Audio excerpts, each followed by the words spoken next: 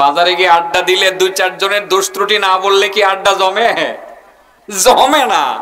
দুই চারজনের গীবত করা লাগে, অথচ আমরা জানিও না এই গীবত যে আমাদের জীবনের সমস্ত অর্জনগুলোকে ধ্বংস করে দিতেছে, আমাদের নামাজ রোজাকে ধ্বংস করে দিতেছে, আমাদের ইবাদতকে ধ্বংস করে দিতেছে, সব অর্জনকে নিমিষে মাটির সাথে মিশিয়ে দিতেছে, আমরা বুঝতেও পারতেছি না। তিন শ্রেণীর উম্মতে মুহাম্মদী সম্পর্কে আমার নবী তার জিম্মাদারির কমিটমেন্ট ব্যক্ত করেছেন। রাসূল বলেন, আমার কিছু উম্মত এমন থাকবে যাদের জন্য জান্নাতের কিনারায় একটি বড় ঘর বানিয়ে দেওয়ার দায়িত্ব আমি নিজেই নেব।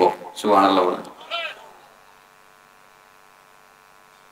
আরো এমন কিছু উম্মত থাকবে যাদের জন্য জান্নাতের মধ্যখানে আমি নবী একটি বাড়ি বা ঘর বানিয়ে দেওয়ার জিম্মাদারি নিজেই নেব। আমার আরো কিছু উম্মত এমন থাকবে যাদের জন্য জান্নাতের সর্বোচ্চ জায়গায় আমি একটি বাড়ি বা ঘর বানিয়ে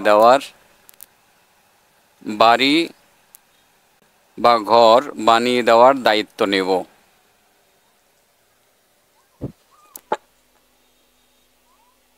মানে তৃতীয় প্রকার উম্মত, আল্লাহ রাসূল বলেন, আমি তাদের জন্য জান্নাতের সর্বোচ্চ জায়গায় একটি ঘর বানিয়ে দেওয়ার দায়িত্ব বা জিম্মাদারি নিব। সুবহানাল্লাহ বলেন।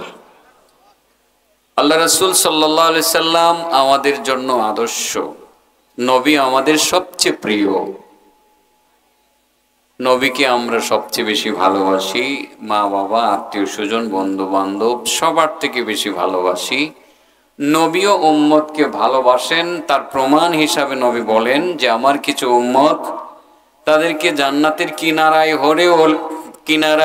হলেও তাদের জন্য একটা ঘর এর জিম্মাদারি আমি নেব, আর কিছু উম্মতের জন্য জান্নাতের মধ্যবর্তী স্থানে মানে একেবারে মধ্যে একটি ঘর বানানোর জিম্মাদারি নেব, আর কিছু উম্মতের জন্য জান্নাতের সর্বোচ্চ জায়গায় একটি ঘর বানানোর জিম্মাদারি আমি নবী নিব। তার মানে এর দ্বারা কি বোঝা যায় আমরাই কি শুধু নবীকে ভালোবাসি, না নবীও আমাদেরকে ভালোবাসেন? আমাদের ঘরের দায়িত্বটা কে নেবেন বলেন? হ্যাঁ, কারো জন্য নবী জান্নাতের কিনারায় ঘর বানানোর দায়িত্ব নেবেন, কারো জন্য জান্নাতের মধ্যখানে, কারো জন্য সর্বোচ্চ জায়গায়। আমরা এবার কোন জায়গায় থাকবো, কোন জায়গায় আমাদের ঘরটা হবে, এটা আজকে আমাদের আলোচনা শোনার পর আমরা সিদ্ধান্ত নিতে পারবো। ঠিক আছে না? ইনশাআল্লাহ শুনবো তো মনোযোগ সহকারে। জান্নাতের কিনারায় কার ঘরটা হবে? আমি কিন্তু মনে করি যে জান্নাতের কিনারায়ও যদি পৌঁছতে পারি আমার আর কিছু লাগবে না। ঠিক না? ঠিক। তারপরেও সব জায়গাতেই ক্লাসিফিকেশন থাকবে, first class, second class, third class. দুনিয়াতে যেরকম ক্লাসিফিকেশন আছে ঠিক পরকালে জান্নাতেও ক্লাসিফিকেশন থাকবে। কারো ঘর হবে জান্নাতের কিনারায়, কারো ঘর হবে মাঝে, কারো ঘর হবে জান্নাতের সর্বোচ্চ জায়গায়। বলেন দায়িত্ব কে নিছেন? বলেন দায়িত্ব কে নিছেন? তাহলে দুরূদ পড়া উচিত না? বলেন সাল্লাল্লাহু আলাইহি ওয়াসাল্লাম, সাল্লাল্লাহু আলাইহি ওয়াসাল্লাম। এই হাদিস থেকে আলোচনা শুরু করি। আল্লাহ রাসূল বলেন, আবু উমামা থেকে বর্ণিত, ক্বালা রাসূলুল্লাহ সাল্লাল্লাহু আলাইহি ওয়াসাল্লাম, হযরতে আবু উমামা বলেন, নবী করিম সাল্লাল্লাহু আলাইহি সাল্লাম ইরশাদ করেন, আনা যাইমুন বিবাইতিন, আমি একটি ঘরের দায়িত্ব নিয়ে নিলাম, আমি একটা ঘরের দায়িত্ব নিয়ে নিলাম, ফি রাবদিল জান্নাহ, জান্নাতের কিনারায়, লিমান তারাকাল মিরাআ, ওই ব্যক্তির জন্য যে ব্যক্তি অযথা ঝগড়া বিবাদ পরিত্যাগ করে, ও ইন কানা মুহিক্কান, হক হওয়ার পরেও, বিষয়টা খুব বেশি প্রয়োজন এই জন্য মনে করলাম বিষয়টা বলবো। হক হওয়ার পরেও যে ব্যক্তি ঝগড়া তর্ক বিতর্ক পরিত্যাগ করে, দুইজনেই ঝগড়া লাগছে, দুইজনেই হক। আপনি মনে করতেছেন আমি হক। ঝগড়ার একটা পর্যায়ে হাতাহাতি, আরেকটা পর্যায়ে গোষ্ঠী গোষ্ঠী লাগালাগি, আরেকটা পর্যায়ে একেবারে হত্যাকাণ্ড। ঘটে কি ঘটে না? সামান্য বিষয় নিয়ে, সামান্য একটা বিষয় নিয়ে, ছোটখাটো একটা বিষয় নিয়ে ঝগড়া লাগে। আল্লাহ রাসূল সাল্লাল্লাহু আলাইহি সাল্লাম বলেন, আমার যেসব উম্মত হক হওয়ার পরেও বড় ধরনের অপ্রীতিকর ঘটনা এড়ানোর জন্য আমার যে উম্মত ঝগড়া ছেড়ে দিয়ে বলবে, ভাই আমি জানি আমি হক, তারপরেও এই মুহূর্তে তোমার সাথে আমি ঝগড়া করতে চাই না, আপোষে যদি তুমি আমার সাথে বসো, চলো আমরা আলোচনা করি, আমি ঝগড়া করব না, মারামারি করব না, বিভেদ সৃষ্টি করব না, গোষ্ঠী গোষ্ঠী ঝগড়া লাগিয়ে দিব না, উম্মতের মধ্যে তাফরিক সৃষ্টি করব না, আমি ঝগড়া ছেড়ে দিলাম, আমি ঝগড়া করব না, ভাই তুমি ভালো থাকো আমি গেলাম। যে ব্যক্তি ইচ্ছাকৃতভাবে হক হওয়ার পরেও অপ্রীতিকর ঘটনা এড়ানোর জন্য ঝগড়া ছেড়ে দিয়ে ছাড় দিয়ে চলে আসে, আল্লাহ রাসূল বলেন জান্নাতের কিনারায় তার জন্য একটা ঘর বানানোর দায়িত্ব জিম্মাদারি আমি নবী নিজে নিয়ে নিলাম। আমরা কি সেটা করি নাকি জিততে চাই? কালি জিততাম, আমি যেটা বলছি সেটাই ঠিক, আমার পীর যা বলেছে আমার পীরে হক। আব্দুল্লাহপুর মাদ্রাসার মুতামিম সাহেবের পীর সাহেব বুঝি হক না, আমি হারবো না, আমি জিতবো, যে কোনো মূল্যে আমাকে জিততে হবে। এই ধরনের মানসিকতা আমাদের মধ্যে আছে না নাই?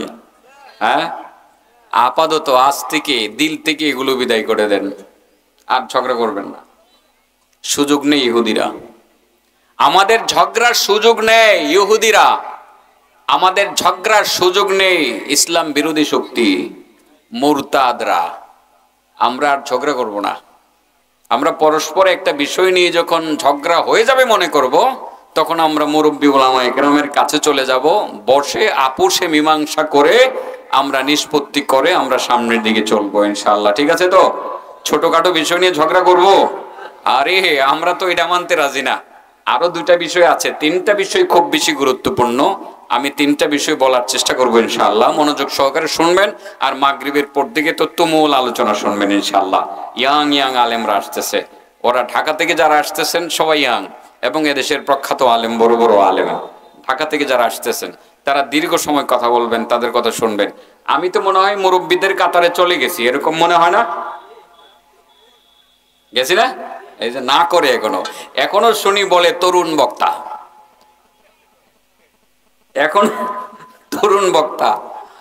আমার ভাই, অত্যন্ত প্রিয় ভাই মুফতি সাখাওয়াত রাজি আসতেছে, আমার ছোট ভাই, অনেক ছোট, লালবাগে যখন লেখাপড়া করি আমার ছোট বয়সে, কিন্তু আলহামদুলিল্লাহ আল্লাহ সারা দেশে তার সুনাম সুখ্যাতি তার মুজাহেদার কারণে আল্লাহ দান করেছেন। কত কষ্ট করেছেন জেলে, সত্য কথা মুখ থেকে উনি একটিবারের জন্য বাদ দেন নাই, সত্যটা বলেছেন। এই কষ্ট করেছেন যার কারণে আল্লাহ তার সম্মান মর্যাদা এত উঁচু করেছেন। উনি মাগরিবের পরে কথা বলবেন। আরেকজন প্রিয় ভাই মুফতি রেজাউল করিম আবরার, উনি আসবেন, আরো ইয়াং, কিন্তু এলেমের দিক থেকে অনেক বড় মুরব্বী, অনেক বড় আলেম। উনি আসবেন, কথা বলবেন, তাদের কথা শুনবেন। আমরা তিন শ্রেণীর উম্মতের পরিচয় জানবো। প্রথম, যারা জান্নাতের কিনারায় বাড়ি চান, তাদের কথা বলছি। আজ থেকে ঝগড়া ছেড়ে দেন। নাকি ঝগড়া করবেন? হ্যাঁ, কিছু হলেই তো ঝগড়া, আর ওখান থেকে উঠে এসে ওখানে এসে সমালোচনা। আর এত মানুষ না, একটা বেদাতি হয়ে গেছে গা, ইসলাম থেকে খারিজ হয়ে গেছে গা। ছোটখাটো একটা ভুল করছে, আপনি এসে ফতোয়া দিচ্ছেন ইসলাম থেকে খারিজ হয়ে গেছে গা, আপনি মুফতি সাহেব হয়ে গেছেন। না, বন্ধুদেরকে বলি, ভুল ভ্রান্তি মানুষের মধ্যে থাকবে। ভুল কি শুধু পাবলিক করে, আলেমরা করে না? ভুল কি আমাদের দ্বারা হতে পারে না? অজ্ঞাতসারে ভুল আমার দ্বারাও হতে পারে, যে কোনো বড় আলেমের দ্বারাও ভুল হতে পারে। আপনি সমালোচনা করবেন, ঝগড়া করবেন, তাকে নিয়ে ঝগড়া করবেন, মারামারি করবেন, হানাহানি করবেন, এলাকাতে মানে একদম এলাকাটাকে দ্বিখণ্ডিত করে রাখবেন, এমনটা যাতে না হয়। সাবধান, কোনো সমালোচনা নয়। যদি কারোর সাথে কোনো বিষয় নিয়ে বিভেদের সৃষ্টি হয়, আপোষে আলোচনা করা, এরপরে যদি মীমাংসা না হয়, ঊর্ধ্বতন আলেম মুরব্বীদেরকে সাথে নিয়ে মীমাংসা করা, এটা বড় নেকির কাজ। সমালোচনা করবেন না, ভুল হইলে আপনি সমালোচনা করবেন, এই অধিকারটুকু আপনাকে দেওয়া হয় নাই। আল গীবাতু আশাদ্দু মিনাজ জিনা, গীবত জিনার চেয়ে বড় ভয়ানক। আপনি বলতে পারেন এটা আবার কেমনে, জিনার চেয়ে ভয়ানক? জিনা তো এটা শুনতেই শোনা যায় যে বড় গুনাহ। জিনা করলে ডাইরেক্ট তওবা করলে গোপনে আল্লাহ মাফ করে দেয়, কিন্তু আপনি যে গীবত করছেন, যার বিরুদ্ধে বদনাম করছেন, তার সাথে মীমাংসা না করা পর্যন্ত আপনার তওবাও কবুল হবে না। আপনি যে তার ক্ষতি করে ফেললেন। আরেকটি কথা মনে রাখবেন, আমি আগে পরে বলি, গত বছর থেকে বিষয়টা বলতে শুরু করছি, আমি নিজেও এটার উপরে আমল করতে শুরু করেছি। মানুষের দোষ ত্রুটি আমি নিজে আস্তে আস্তে এখন কম বলি, আগে খুব বলতাম, মাঠে ময়দানে বলতাম। হিসাব করে দেখছি যে না, এটা দ্বারা ইসলামের ক্ষতি হয়, অনেক ক্ষতি হয়। শুধু ইসলামের ক্ষতি হয় এরকমই না, নিজেদেরও ক্ষতি হয়, ইবাদতের ক্ষতি হয়, ইবাদত কবুল হয় না, মুনাজাত কবুল হয় না, দোয়া কবুল হয় না। গীবত এত মারাত্মক একটা ব্যাধি, যে ব্যাধির কারণে ইবাদত কবুল হয় না, নামাজ কবুল হয় না, আল্লাহর কাছে কান্নাকাটি করেন সেটাও কবুল হয় না। তো আমরা তো সেটাতে অভ্যস্ত হয়ে গেছি, সব ছাড়তে পারলেও এটা ছাড়তে পারি না। কথা কি ঠিক বলছি? এই যে মোড়ে চায়ের স্টল, সকালবেলা ঘুম থেকে জাগার পরে যদি 2-4 জনের দোষ ত্রুটি আমরা বলতে না পারি, আমাদের চায়ের আড্ডাটা জমে না। কথা কি ঠিক? হ্যাঁ, বাজারে গিয়ে আড্ডা দিলে 2-4 জনের দোষ ত্রুটি না বললে কি আড্ডা জমে? জমে না। 2-4 জনের গীবত করা লাগে, অথচ আমরা জানিও না এই গীবত যে আমাদের জীবনের সমস্ত অর্জনগুলোকে ধ্বংস করে দিতেছে, আমাদের নামাজ রোজাকে ধ্বংস করে দিতেছে, আমাদের ইবাদতকে ধ্বংস করে দিতেছে, সব অর্জনকে নিমিষে মাটির সাথে মিশিয়ে দিতেছে, আমরা বুঝতেও পারতেছি না। জানেন গীবতকারী যে জান্নাতে যাবে না। আপনি নামাজি কিন্তু গীবত করেন, বেহেশতে যেতে পারবেন না। আপনি রোজাদার কিন্তু গীবত করেন, আপনি বেহেশতে যেতে পারবেন না। আপনি বড় হাজি, হজ করেছেন, এবার করেছেন, আগামীতে করবেন, পরের বছর করবেন, কিন্তু গীবত ছাড়তে পারেন নাই, আপনি জান্নাতে যেতে পারবেন না। গীবত ছেড়ে দিতে হবে। গীবতের কথাটা একটু পরে বলি, একটু বিষয়টা আবার মনে করায় দেই। বলেন কয় শ্রেণীর উম্মতের কথা আমি বলছি আজকে? কিছু উম্মতকে নবী বাড়ি বানিয়ে দিবেন কোথায়? জান্নাতের কিনারায়। আর কাউকে বাড়ি বানিয়ে বাড়ির দায়িত্ব নেবেন কোথায়? জান্নাতের মধ্যখানে। আর কাউকে কোন জায়গায় বাড়ি বানিয়ে দেওয়ার দায়িত্ব নেবেন? জান্নাতের সর্বোচ্চ জায়গায়। প্রথমত যে ব্যক্তি ঝগড়া ছেড়ে দিবে, ঝগড়াঝাটি ছেড়ে দিবে, নিজে হক হওয়ার পরেও অপ্রীতিকর ঘটনা এড়ানোর জন্য ঝগড়াঝাটি ছেড়ে দিবে যে ব্যক্তি, রাসূল বলেন জান্নাতের কিনারায় হলেও তার জন্য একটা বাড়ি বানানোর দায়িত্ব ভার আমি নিজে নিয়ে নিলাম। সুবহানাল্লাহ। এবার গীবতের কথা বলি বোঝানোর জন্য, আগে পরে বলছি, আমার শ্রোতারা সবাই একেবারে পরিচিত শ্রোতা। আমি লম্বা ঘটনাটার শুধু একটা অংশ বলি, পুরা ঘটনাটা আমি 1-2 বার বিভিন্ন জায়গায় বলেছিলাম। ইব্রাহিম ইবনে আদহাম রাহমাতুল্লাহি আলাইহি, বহুত বড় আল্লাহর ওলি। আপনারা নাম শুনেছেন? বহুত বড় আল্লাহর ওলি। উনি ছিলেন এক সময় রাষ্ট্রনায়ক, বাদশা ছিলেন, এটাও আপনারা জানেন। শেষ পর্যন্ত বাদশাহী ছেড়ে দিয়ে ভাবলেন যে মনে হয় দাওয়াতের লাইনে কাজ করলে ভালো, মানুষকে দিনের দিকে দাওয়াত দিব আর নিজে দিনের পথে চলবো, এটাই মনে হয় ভালো। সেই জন্য তিনি এই পথটা বেছে নিলেন, অর্থাৎ দাওয়াতি কাজটা, মানে দাওয়াতি কাজটাকে তিনি বেছে নিলেন। মানুষকে দিনের দিকে আহ্বান করেন, মানুষকে তালিম তাজকিয়া করেন, মানুষকে শিক্ষা দেন, মানুষের আত্মশুদ্ধি করেন, নিজের আত্মশুদ্ধির জন্য নিজে চেষ্টা করেন। একটা পর্যায়ে হয়ে গেলেন তিনি বিখ্যাত পীর ইব্রাহিম ইবনে আদহাম রাহমাতুল্লাহি আলাইহি। উনি ইরাকের একটা শহরের নাম হলো বাসরা। শহরের নাম কি? বাসরা। এই বাসরা শহরে একদিন গেলেন। ওনার অনেক মুরিদ, আমাদের দেশেও অনেক হক্কানি পীর আছে, ওনাদের মুরিদ আছে না? হযরত মাওলানা মুফতি মোহাম্মদ আলী সাহেব বহুত বড় আলেম এবং বুজুর্গ আলেম, ওনার অনেক মুরিদ আছে, আছে না? আর অত্র অঞ্চলে পীর বলতে গেলে আমরা আব্দুস সুবহান সাহেব রাহমাতুল্লাহি আলাইহিকে চিনতাম, ঠিক আছে না? উনি একজন হক্কানি পীর ছিলেন, মানুষকে সঠিক পথে চলার জন্য পথ দেখায় গেছেন, এবং ওনার কিছু মানে কিনা বলে যে আলামত, হেদায়েতের আলামত আপনাদেরই অঞ্চলে আছে, আছে না? নাই? আছে। ঠিক চরমনার পীর সাহেব মানুষকে দিনের পথে আহ্বান করেন। বহুত মদখোর গাঁজাখোর ওখানে গিয়ে পাগড়ি ধরছে মাথায়, নামাজও ধরছে, ঠিক আছে না? ধরছে না? ধরছে। আসলে সত্যি কথা, পীর মানেই শিক্ষক, কিন্তু এই জায়গাটা বিতর্কিত করছে মূলত কিছু ভণ্ড পীরেরা। সেই জন্য আমরা একটা শব্দ অ্যাড করি, বলি হক্কানি পীর। হক্কানি পীর যারা মানুষকে সঠিক পথ দেখায়। ঠিক এরকম একজন হক্কানি পীর তৎকালীন সময়ের ইব্রাহিম ইবনে আদহাম রাহমাতুল্লাহি আলাইহি, উনি যখন আপনার বাসরাতে গেলেন, বসরা ইরাকের একটি বড় শহর, সেই শহরে যখন গেলেন, যাওয়ার পর ওনার মুরিদান খবর পেয়ে গেছেন কিভাবে যে হযরত জি এসে গেছেন। খবরটা পাওয়ার পর দৌড়ে এসে ভিড় করেছেন এখানে।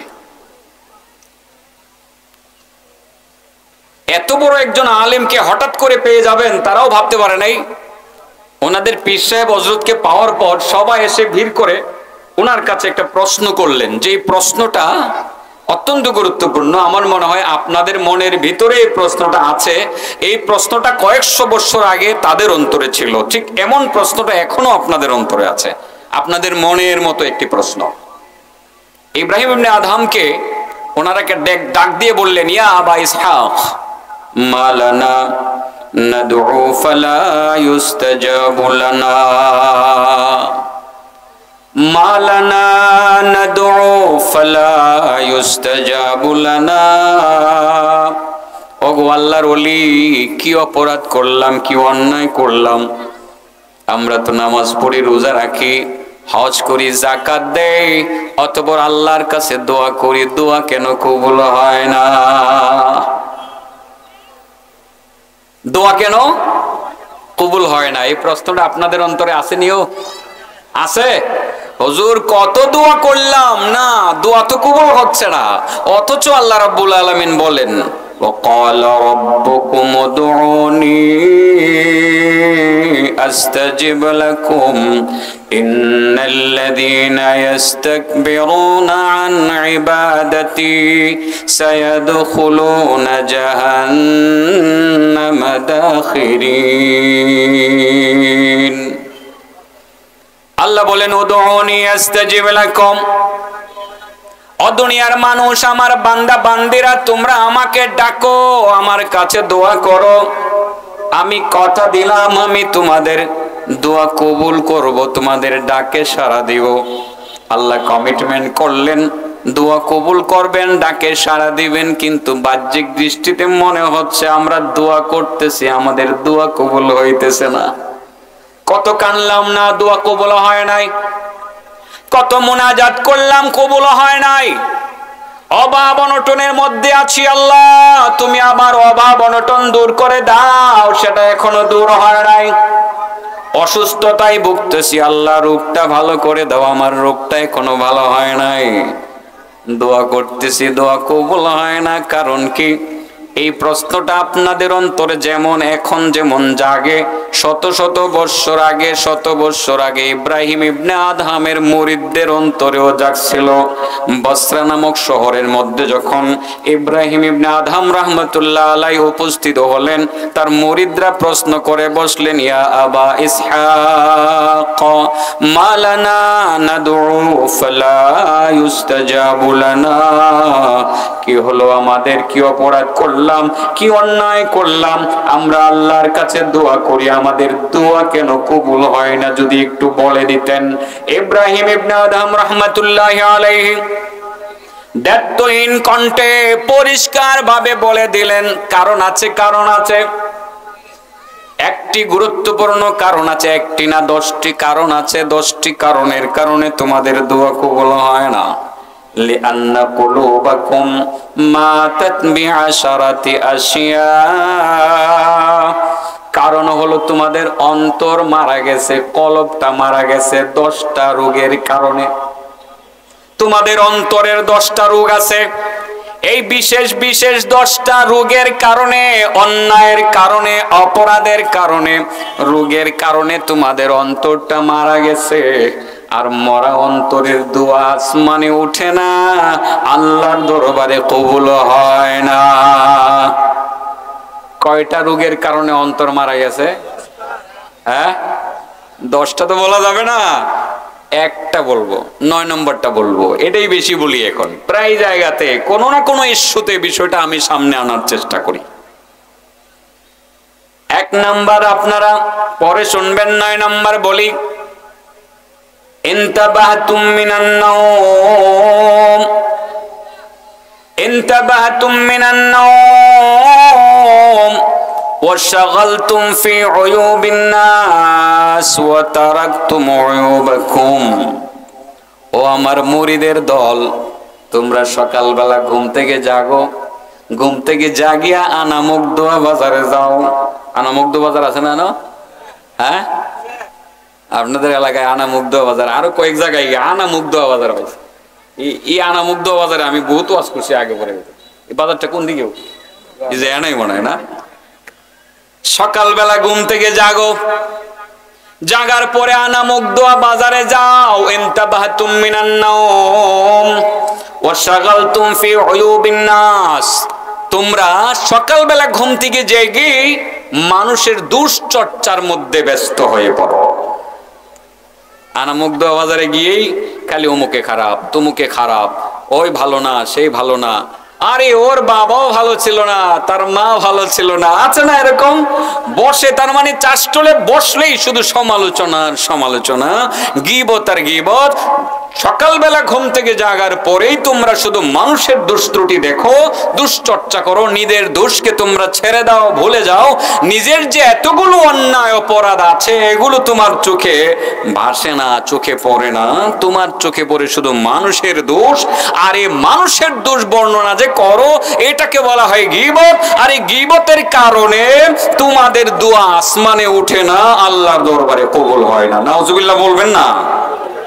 হ্যাঁ, এই ঝগড়াঝাটি কইরা একটু লাগলেন, এখানে লাগিয়া দৌড়ে গিয়ে খালি সমালোচনা করলেন। শুনছেন শুনছেন, হ্যাঁ কথাটা কইলো কি, এত ইসলাম থেকে খারিজ হয়ে গেছে, আর বাপ বলে এরকম ছিল। আরে কি বলছে ইসলাম থেকে খারিজ হয়ে গেছে?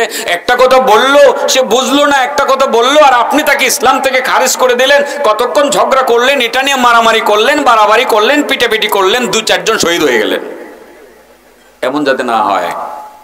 কোত্থেকে নিছিলাম কথাটা মনে আছে আপনাদের? কয় শ্রেণীর উম্মতের জন্য জান্নাতের বাড়ি বানানোর, জান্নাতে বাড়ি বানানোর জিম্মাদারি আল্লাহ রাসূল নিয়েছেন? একটা বাড়ি হবে কোন জায়গায়? জান্নাতের কিনারায়। আরেকটা বাড়ি হবে কোথায়? মধ্যখানে। আরেকটা বাড়ি হবে কোথায়? জান্নাতের সর্বোচ্চ জায়গায়। 1 নাম্বার, যারা ঝগড়া ছেড়ে দিবে হক হওয়ার পরেও অপ্রীতিকর ঘটনা এড়ানোর জন্য জান্নাতের কিনারায় রাসূল বলেন আমি তার জন্য বাড়ি বানিয়ে দেব। আমরা ঝগড়া করব না, আর ঝগড়া করার পরে গীবতের জন্ম হয়, সেই জন্য একটু গীবতের কথা বলে দিলাম। মনে রাখবেন গীবত বড় ভয়ানক। আল্লাহ রাব্বুল আলামিন কোরআনে সে বিষয়ে বলেছেন, ইয়া আইয়ুহাল্লাযীনা আমানু ইজতানিবু কাসীরাম মিনাজ জান্ন ইন্না বা'দাজ জান্নি ইসমু ওয়া লা তাজাসসু ওয়া লা ইয়াগতাব বা'দুকুম বা'দা আইয়ুহিব্বু আহাদুকুম আন ইয়াকুলা লাহমা আখিহি মাইতান ফাকারিহতুমুহু ওয়াত্তাকুল্লাহ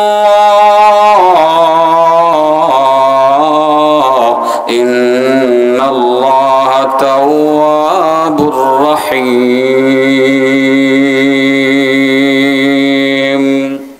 আল্লাহ বলেন ইয়া আইয়ুহাল্লাযীনা আমানু, হে ঈমানদারগণ। কাদেরকে বলছে? কাফির মুশরিকদেরকে বলছে। হে ঈমানদারগণ, ইজতানিবু, বেঁচে থাকো, কাসীরাম মিনাজ জান্ন, অধিক পরিমাণ খারাপ ধারণা পোষণ করা থেকে। খালি খারাপ ধারণা করে না, অমুকে মনে হয় খারাপ, অমুকে মনে হয় খারাপ, অমুকে মনে হয় খারাপ, এ মনে হয় ভালো না, এর বাপ মনে হয় ভালো না, এসব খারাপ ধারণা পোষণ করা থেকে বেঁচে থাকো। ইজতানিবু কাসীরাম মিনাজ জান্ন ইন্না বা'দাজ জান্নি ইসমুন, কারণ কোন ধারণা বড় গুনাহের কারণ। ধারণা করলেন, সত্য নাও হতে পারে, খারাপ ধারণা করেছেন, এর দ্বারা আপনি গুনাহ করে ফেললেন। ওয়ালা তাজাসসু, তোমরা একজন আরেকজনের পিছনে জাসুসি করিও না, ক্ষতি করার জন্য পিছনে লেগে থাকিও না। আমাদের সমাজে যেমনটা হয়। ওয়ালা ইয়াগতাব বা'দুকুম বা'দা, এবং তোমাদের একজন যাতে অন্যজনের গীবত না করে। গীবত করা মানে কি, এটা আল্লাহ নিজেই বোঝাইতে চাচ্ছেন। আইয়ুহিব্বু আহাদুকুম আইয়াকুলা লাহমা আখিহি মাইতান ফাকারিহতুমু। আল্লাহ বলেন তোমাদের কেউ কি তোমাদের মৃত অন্য আরেকজন মৃত ভাইয়ের গোশত খাইতে পছন্দ করবে? আল্লাহ নিজেই বলেন যে না, এটা তো তোমরা পছন্দ করবে না। ফাকারিহতুমু, তোমরা পছন্দ করবে না, যেহেতু মৃত মানুষের গোশত খাইতে তোমরা পছন্দ করবে না, এটা তোমাদের পছন্দ না, অতএব কারণে তোমাদের গীবত করাও উচিত না, কারণ গীবত করা মানে হলো মৃত মানুষের গোশত খাওয়া, অতএব তোমাদের গীবত করা উচিত না। আমরা আজ থেকে গীবতটা ছাড়তে পারি না? ছাড়তে পারি তো? ছাড়বো? গীবত জীবনের সব অর্জনকে ধ্বংস করে দেয়। এবার বলেন দোয়া কবুল না হওয়ার 10টি কারণের 9 নম্বর কারণটা কি? কি করা বলেন? কি করা? গীবত করা। আজ থেকে ছাড়বো? ও বাবাজি, আরেকজনের দোষ বললে আপনার কি লাভ? লাভ আছে কোনো? কোনো লাভ নাই। যে ওই লোকের দোষ তো ইচ্ছা করলে আপনি বলতেই পারেন, আপনি কেন বলবেন? আমি নিজ থেকে এই গীবত ছেড়ে দিছি, ইনশাআল্লাহ, আলহামদুলিল্লাহ ছেড়ে দিছি। আপনারা ছেড়ে দিছেন তো? আমি গীবত করি না এখন আর, মানে জ্ঞাত সারে ইচ্ছাকৃত ভাবে এখন আর গীবত করি না। আগে পরে কিছু বলে ফেলতাম, আজকে এই কয়েক মাস যাবত আমি সেটা ছেড়ে দিয়েছি। চিন্তা করলাম যে না, ওই লোকটাও লেখাপড়া জানে না, আমি জানি, ভুল বলছে, তারপরে অগুচরে বলবো না সে ভুল বলছে, আমি তার কাছে গিয়ে বলবো যে ভাই মনে হয় এটা এরকম না এরকম, আমি নিয়ত করেছি। অনেক ভুল ত্রুটি আমাদের দ্বারা হয়। আমার ভাই একটা ভুল করে থাকতে পারে, আমি একটা ভুল করে থাকতে পারি। আমার ভুলটা হয়তো আমার ভাইয়ের নজরে ধরা খাবে, তার ভুলটা হয়তো বা আমার নজরে ধরা খাবে। মুসলমান এক মুসলমান আরেক মুসলমানের আইনা স্বরূপ। আমার ভুলটা আমি বুঝি না, আপনি বুঝেন, আপনার ভুলটা আপনি বুঝেন না, আরেকজনে বুঝে। আমরা এই ভুলগুলো পরস্পর আলোচনার মাধ্যমে শুধরে নিব ইনশাআল্লাহ। ঠিক আছে তো? গীবত করবো না, ছেড়ে দেব? তবে ছেড়ে দিলে যে কি লাভ? হযরত আনাস ইবনে মালিক থেকে বর্ণিত একটি হাদিস আছে, আপনাদের একটা সুসংবাদ ফাঁকে দিয়ে দেব।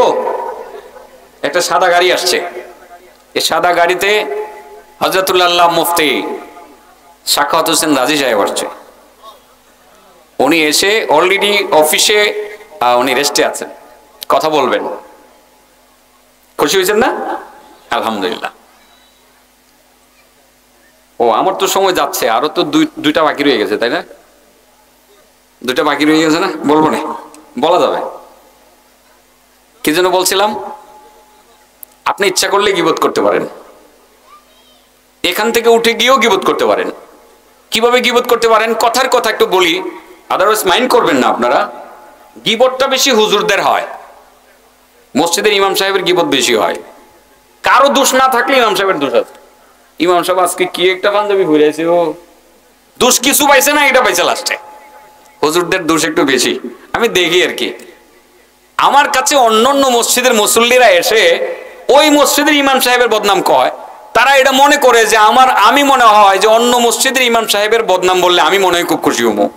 আমি মনে মনে কই ভাই সাহেব, তুমি গিয়ে তুমি এসে তার দোষটা আমার কাছে বলতে পারছো, আমার কিছু হইলে আমারটাও তুমি তার কাছে বলতে পারবা। আমি সেটা আমলে নেই না। তো আমাদের দোষটা একটু বেশি, হুজুরদের দোষ বেশি। দেখবেন মাদ্রাসা পরিচালনা করে একজন হুজুর, এত কষ্ট করে একটা প্রতিষ্ঠান চালাইতে গিয়ে মাদ্রাসার মুহতামিম, হায় রে মুহতামিম কারে কয় এই জ্বালা আমি বুঝি। রানিং আমি 4টা মাদ্রাসার মুহতামিম, এটার যে কি জ্বালা। অনেকগুলো তো উপদেষ্টা, 4টা মাদ্রাসার আমি নিয়মিত রানিং মুহতামিম, এটার যে কি জ্বালা। রাতের বেলা ফোন দিছে, হুজুর বোর্ডিং এ চাল নাই, হয়তো ভিক্ষা করা লাগবে, তা না হয় নিজের পকেট থেকে দিতে হবে। এটার যে কি যন্ত্রণা। হঠাৎ করে ফোন দিছে আমার মাদ্রাসা থেকে, হুজুর ছাত্র একজন ছাদ থেকে পড়ে মারা গেছে, সোজা ঢাকা। শুনতেছি মামলা দিতেছে। গার্জিয়ানের বাড়িতে গেলাম, মামলা দিবেন কেন? কোনা আমার ছেলের ষড়যন্ত্র করে আপনারা মেরে ফেলছেন। আসলে সে উপর থেকে পড়ে মারা গেছে। কি যে টেনশন, সারা রাত বাইরে থাকলাম, হাজার হাজার টাকা খরচ হলো, মেডিকেলে নিয়ে গেলাম, আনলাম, আরো যে কত থানায় থুনায় যে গেলাম, কি যে পেরেশানি। মুহতামিম নামের পেরেশানি যে কত বড় ভয়ানক, যে মুহতামিম হয়েছে তারে জিজ্ঞাসা করে দেখে। এই জন্য মাদ্রাসার মুহতামিম এত পরিশ্রম করার পরেও তার দোষ বেশি। দেখবেন এলাকার মানুষ কয় মুহতামিম সাহেব মাদ্রাসার নামে টাকা ঢাকার থেকে এনে চুরি করে সব খাইলেছে। কিন্তু হেরা দেখতো না যে ইদানিং যে মাদ্রাসা করতে গিয়ে 10 লক্ষ টাকা খরচ হয়েছে, এলাকার মানুষ তো 1 লক্ষ টাকাও দেয় নাই, 9 লক্ষ টাকা কোত্থেকে আনছে উনি। একবার গেছে চট্টগ্রাম, আবার গেছে ঢাকায়, ব্যবসায়ীদের সাথে যোগাযোগ করে টাকা এনে বাথরুম বানাইছে, ছাত্রদের বোর্ডিং এর চাউল কিনছে, শিক্ষকদের বেতনের ব্যবস্থা করছে। আপনি ওইদিকে তাকাইছেন না, আপনি দেখছেন আর এত টাকা পায় কই? মুহতামিম চুরি করে আঙ্গুল ফুললে কলা গাছ। দোষ অনেক বেশি, সাবধান। দোষ বলবেন না। যদি আপনার কোনো জায়গাতে ডাউট হয়, আপনি সন্দেহ করেন, অফিসে এসে বলবেন হুজুর দয়া করে আপনি হিসাবটা দেন। দেখবেন হিসাব তো দিবে, আপনি শুনবেন আরো 5 লাখ টাকা ঋণ, উনি বাড়ি থেকে গরু বেচাইনা খরচ করছে, গরু বিচ্ছাইনা খরচ করছে। এমনও মুহতামিম আপনাদের পাশের এক মাদ্রাসার ছিল, নিজের 4 কানি জমি বিক্রি কইরা মাদ্রাসার শিক্ষকদের বেতন দিছে। এগুলো মানুষ দেখে না। যে কথাটা বলছি যে উলামায়ে কেরামের সমালোচনা একটু বেশি হয়। আপনি ইচ্ছা করলেই সমালোচনা করতে পারেন। আজকে চিন্তা করলেন যে আলেমদের সমালোচনা করলে আমার কি লাভ হবে, পাবলিকের সমালোচনা করলে আমার কি লাভ হবে। আনাস ইবনে মালিক থেকে বর্ণিত হাদিসে বোঝা যায় আল্লাহ রাসূল বলেন, কোন উম্মত যদি গীবত করার ক্ষমতা রাখার পরেও গীবত না করে, যদি মনে করে যে গীবত করলে আমার কি লাভ হবে, কোনো লাভ হবে না, অতএব গীবত আমি করব না, আল্লাহ রাসূল বলেন করব না বলার সাথে সাথে 20,000 রাকাত নফল নামাজের নেকি তার আমলনামা জমা হয়ে যায়। তাহলে গীবত ছাড়ার মধ্যে লাভ আছে? লাভ আছে তো?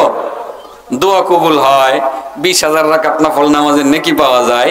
আর গীবত করলে জিনার চেয়ে বড় পাপ হয়, গীবতকারী নামাজ রোজা কবুল হয় না, গীবতকারী জান্নাতে যেতে পারবে না।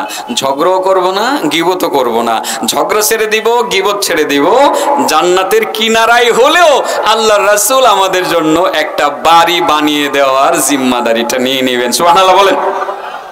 1 নম্বর গেছে, জান্নাতের কিনারায় নবীজি বাড়ি বানাবেন কার জন্য? যারা কি ছেড়ে দেয়? ঝগড়া ছেড়ে দেয়। নাম্বার 2, অবিবাইতিন ফি ওয়াসতিল জান্নাহ লিমান তারাকাল কাযিব ওয়া ইন কানা মাজিহা। রাসূল বলেন, আমি জান্নাতের মধ্যবর্তী স্থানে একটি বাড়ি বানানোর জিম্মাদারি নিলাম ওই সব উম্মতের জন্য যে সব উম্মত এমনি তো মিথ্যা বলেই না, ঠাট্টা করেও মিথ্যা বলে না, সোজা কথা যারা মিথ্যা বলে না, তাদের জন্য জান্নাতের মধ্যবর্তী স্থানে আমি নবী একটি বড় বাড়ি বানানোর জিম্মাদারি নিজের হাতে নিয়ে নিলাম। মিথ্যা সওয়াবের কাজ না গুনাহের কাজ? এটা কি সারা যাবে?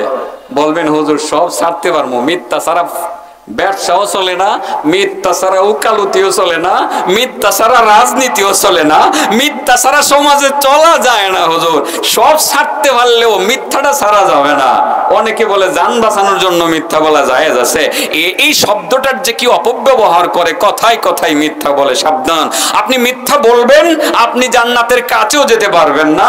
আর মিথ্যা ছেড়ে দিবেন, আল্লাহ রাসূল বলেন যে আমি তোমার জন্য জান্নাতের মধ্যবর্তী জায়গায় একটি বড় ঘর বানানোর জিম্মাদারিটা নিজের হাতে নিয়ে নিলাম। মিথ্যা ছাড়বো? হ্যাঁ, কি যে বলবো, আমার নবীর কথা একটু বললেও দেখেন, আমার নবী যেই নবীকে আদর্শ মানি, আয়াত তো তিলাওয়াত করেছিলাম ওদিক থেকে।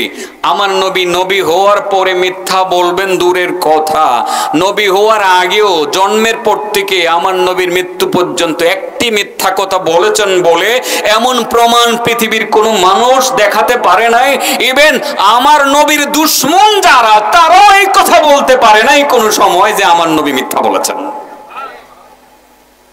অমুসলিম খ্রিস্টান দি 100 নামের বই লিখেছে। সর্বপ্রথম রুল নম্বর 1 কার? মুহাম্মদ রাসূলুল্লাহ সাল্লাল্লাহু আলাইহি সাল্লাম। রুল নম্বর 1, তিনি পৃথিবীর মধ্যে সবচেয়ে বড় সৎ মানুষ, তিনি কখনো মিথ্যা বলেন নাই, তার চরিত্র অনেক ভালো। আর নবী কেন বলবেন? আমার নবীর জামানায় কাফেররাও পারতে মিথ্যা বলতো না, পারতে মিথ্যা বলতো না। আর আমরা মুসলমান হয়ে মিথ্যা বলি। বোঝানোর জন্য আমার তো এখন সময় নেই। সহিহ বুখারীর এই যে লম্বা হাদিসটা, হেরাকলের যে হাদিস, এই হাদিসের মধ্যে আবু সুফিয়ান তো বলছিল যে হেরাকল যখন আমাকে নিয়ে জিজ্ঞাসা করছিল মোহাম্মদ সম্পর্কে, মোহাম্মদ কেমন, অনেক প্রশ্ন করছিল। এটা হলো আপনার সুলাইয়া হুদাইবিয়ার পরে, যখন সন্ধি হয়ে যায়, আমার নবীও চিঠি লিখতে শুরু করেছেন পৃথিবীর বড় বড় বাদশাদের কাছে। আর আবু সুফিয়ান মক্কার কাফেরদের, তাদেরও ব্যবসা বাণিজ্য উন্মুক্ত হয়ে গেল, তারা হয়ে গেল শরিয়াতে। ঠিক সেই মুহূর্তে বাদশাহ হিরাক, রোমের বাদশাহ, উনি গেছিলেন ইলিয়াতে। ইলিয়া মানে হলো বাইতুল মুকাদ্দাস আর কি। ইলিয়া, ইলতে আল্লাহ আর ইয়াতে বাইত, ঘর বাইতুল্লাহ, বাইতুল মুকাদ্দাসকে বোঝানো হয়েছে, ওখানে ছিলেন। আর তখন আল্লাহ রাসূল সাল্লাল্লাহু আলাইহি ওয়াসাল্লামের পক্ষ থেকে একটা দূত চিঠি নিয়ে গেছিল। আর আবু সুফিয়ান তখন ছিলেন তিনি মক্কার লিডার এবং তিনি ছিলেন একজন বড় কাফের। এই আবু সুফিয়ান পরবর্তীতে মুসলমান হয়েছিলেন। এই আবু সুফিয়ানকে বাদশাহ হিরাক জিজ্ঞাসা করছিল যে মুহাম্মদের বংশ কেমন, মুহাম্মদ কি বলে, মুহাম্মদের মানে অনুসারীরা কমতেছে না বাড়তেছে। তার মানে যতগুলো প্রশ্ন করছে সে সত্য সত্য বলে দিছে। আবু সুফিয়ান মুসলমান হওয়ার পরে আবু সুফিয়ান এই কথা বলছিলেন, লাউলা আইয়াসিরু আলাইয়া কাযিবান লাকাযিবতু আনহু লাকাযাবতু আনহু, যে আমি যে তখন এই হিরাকলের কাছে মুহাম্মদ সম্পর্কে আমি বর্ণনা দিছিলাম, যদি মিথ্যার মানে অপবাদে আমি দোষী হওয়ার আশঙ্কা না থাকতো, মানুষ আমাকে মিথ্যা বলবে এই আশঙ্কাটা যদি আমি মনে না করতাম, তাইলে মুহাম্মদ সম্পর্কে আমি মিথ্যা বলে দিতাম। তার মানে আবু সুফিয়ানের মতো তখনকার সময়ের এত বড় কাফের, তিনিও কি বলেন নাই, মিথ্যা বলেন নাই। তো আমরা তো নবীর উম্মত, ডাইরেক্ট উম্মত, আমাদের দ্বারা মিথ্যা বলা উচিত না, আমরা মিথ্যা ছেড়ে দেব। আর যারা মিথ্যা ছেড়ে দিবে, আল্লাহ রাসূল বলেন জান্নাতের মধ্যবর্তী জায়গাতে আমি তার জন্য একটা বাড়ি বানানোর ওয়াদা করলাম। মিথ্যা ছাড়বো তো? এগুলো কি ওয়াজ হইতেছে? আপনারা তো বলবেন যে এটা কি কোন মিথ্যা কথা কোন যাইতো না, এটা ছোটবেলায় তো শুনছি, শিক্ষক পড়াইছে সদা সত্য বলিবে, মিথ্যা কখনো বলিবে না। এগুলো কি ওয়াজ হইলো নাকি? আর আমিও চিন্তা করলাম যে এগুলোই ওয়াজ, এখন এগুলো ওয়াজ বেশি করা উচিত, যে একটু কথা বলতে না বলতেই মিথ্যা। আর মোবাইলটা নিলে তো শতকরা 75% মিথ্যা। এটা হাতে নিলে শতকরা কত পার্সেন্ট মিথ্যা? 75% মিথ্যা। এই মিথ্যা ছাড়েন, আপনি সাচ্চা মুসলমান হবেন। ঝগড়া বিবাদ ছেড়ে দেন, সাচ্চা মুসলমান হবেন। মিথ্যা ছাড়েন, জান্নাতের মধ্যবর্তী জায়গাতে আপনার জন্য বাড়ি বানানোর কমিটমেন্ট আল্লাহ রাসূল সাল্লাল্লাহু আলাইহি সাল্লাম করেছেন। জিম্মাদারিটা আমি নিজে নিয়ে নিলাম। সুবহানাল্লাহ। নরমালি তো মিথ্যা বলা যাবেই না, এমনকি ঠাট্টা করেও মিথ্যা বলা উচিত না। কটা গেল? হ্যাঁ, দুইটা গেছে গা, আর কয়টা রয়েছে? তো শেষ নম্বরটা কি কইতাম? হ্যাঁ, তাহলে প্রশ্ন করি, বলেন প্রথম জান্নাতের কিনারায় বাড়ি হবে কার? ঝগড়া থেকে মুক্ত, ছাড়বেন তো? আর ঝগড়া করবেন? ওয়াহাবি, রিজভি, সুন্নি, ইডা হেডা থেকে ঝগড়া করবেন, মারামারি করবেন? হ্যাঁ, দরকার নেই। যত সম্ভব আপোষে বসে বসে কথা বলবেন। যদি সম্ভব হয় কথা বলার মাধ্যমে ফায়সালা হবে। ঝগড়াঝাটি মারামারি করে সমাজে বিশৃঙ্খলা সৃষ্টি করার দরকার নাই। আর নাম্বার 2, হ্যাঁ নাম্বার 2 সেটা হলো জান্নাতে বাড়ি হবে কার বলেন? যে কি ছেড়ে দেয়? মিথ্যা ছেড়ে দেয়। মিথ্যা বলবো না, ছেড়ে দেব। আল্লাহ রাসূল বলেন, আজমিনুলি সিত্তাম মিন আনফুসিকুম আজমান লাকুম জান্নাহ। এই তোমরা যদি 6টা বিষয় আমাকে গ্যারান্টি দিতে পারো, আমি তোমাদের জান্নাতের গ্যারান্টি দিয়ে দিব। 1 নম্বর রসুল হাদিস, সদা সত্য বলিবে, মিথ্যা কখনো বলিবে না। এটার গ্যারান্টি দাও, আমি জান্নাতের গ্যারান্টি দিয়ে দিব। সুবহানাল্লাহ। নাম্বার 3, ওবি বাইতিন ফি আলাল জান্নাহ। আল্লাহ রাসূল বলেন, আমি জান্নাতের সর্বোচ্চ জায়গায় বাড়ি বানানোর জিম্মাদারি নিলাম ওই উম্মতের জন্য, লিমান হাসানা খুলুকাহ, যে তার চরিত্রটাকে উত্তম চরিত্র বানাইলো। আয়াত তিলাওয়াত করছিলাম, ওখান থেকে চরিত্রটাকে কি বানাইলো? উত্তম চরিত্র বানাইলো। তার মানে এই মুখটাকে হেফাজত করলো এবং তার লজ্জাস্থানকে হেফাজত করলো। এই মুখটা আর লজ্জাস্থানটাকে যারা হেফাজত করে, তারা চরিত্রবান হওয়ার ক্ষেত্রে তারা অনেকটুকু এগিয়ে যায়। এই মুখ দ্বারা মিথ্যা বললো না, এই মুখ দ্বারা কাউকে কষ্ট দিল না, এই মুখ দ্বারা কারো গীবত করলো না, লজ্জাস্থানকে হেফাজত করলো, জিনা বেবিচারে লিপ্ত হইল না, চরিত্রটাকে ভালো করলো, পুত পবিত্র করলো। আল্লাহ রাসূল বলেন, জান্নাতের সর্বোচ্চ জায়গায় আমি তার জন্য একটা বাড়ি বানানোর কমিটমেন্ট করলাম, আমি জিম্মাদারি নিয়ে নিলাম, বাড়ি তার জান্নাতের সর্বোচ্চ জায়গায় হয়ে যাবে। ইনশাআল্লাহ ঝগড়াঝাটি ছেড়ে দেব, ইনশাআল্লাহ মিথ্যা ছেড়ে দেব, ইনশাআল্লাহ আমাদের চরিত্রটাকে আমরা আজ থেকে ভালো করব। মিজানের পাল্লায় সবচেয়ে বেশি ভারী হবে উত্তম চরিত্র। সুবহানাল্লাহ বলেন। আল্লাহ আমাদের তৌফিক দান করুন। ওয়া আখিরু দাওয়ানা আলহামদুলিল্লাহি রাব্বিল আলামিন। আসসালামু আলাইকুম ওয়া রাহমাতুল্লাহি ওয়া বারাকাতুহু।